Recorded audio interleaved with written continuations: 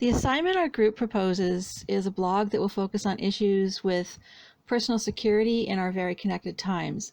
We will discuss concerns related to places where newly graduated high school students may encounter security risks as they move out on their own and places where they may have already risked more than they realize. Today's high school students have grown up with the potential to be connected even globally as much as they wish, and the convenience and fun is enticing. We hope to encourage that spirit of what is positive while providing information that, in making their connected experience safer, also enriches them. The following slides outline the posts that we plan to do.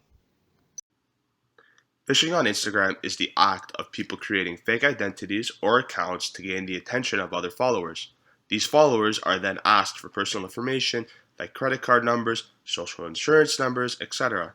This usually happens when older, more mature people message younger and more vulnerable people. Now that technology has reached out to different age groups, older people are now being targeted as they have less experience online and may not know what is going on and what phishing is.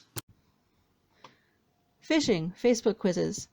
Quizzes are enticing because they can be fun, but the answers given to questions that are typical, such as, what was the name of your first pet, are also questions that are often used to prove your identity if you forget your password on a secure site.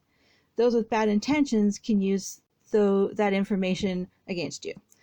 Facebook quizzes and other games often also require the user to connect an app to their profile, but few people stop to read the terms, and few people go to their settings to ensure that the app is limited in its access and permissions. One of Snapchat's security issues is its geographical information feature.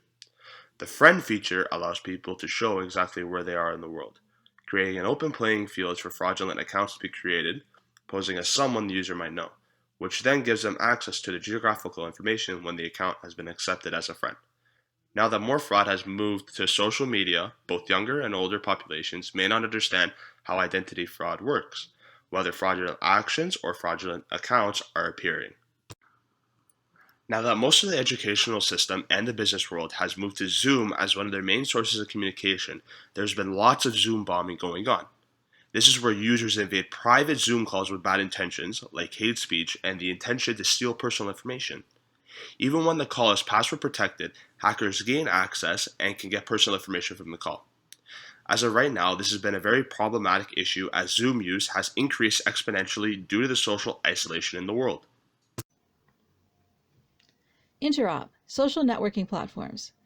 The ability to connect our social networking platforms like TikTok, Instagram, Twitter, and so on is convenient, and it's enticing because one post can reach audience on all platforms.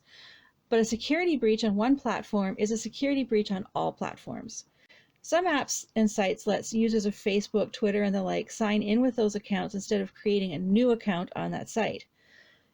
But this creates a similar problem if there's a security breach. If you sign in with social media to a site you end up not using too much, you may not be aware when there's a security breach, and that's on that site, which then puts all the information on your connected social media account at risk. Additionally, friends who connect all their accounts but are not careful about security may put your own account at risk. Connected home devices. Devices like Google Home and Alexa are convenient, but they open up big opportunities for security breaches, including allowing hackers to listen in to private conversations even in your own home. Recently, Amazon's Ring doorbell, which was intended to provide more security in that users can see who is at their door before they open it, have actually proven to be more of a security risk.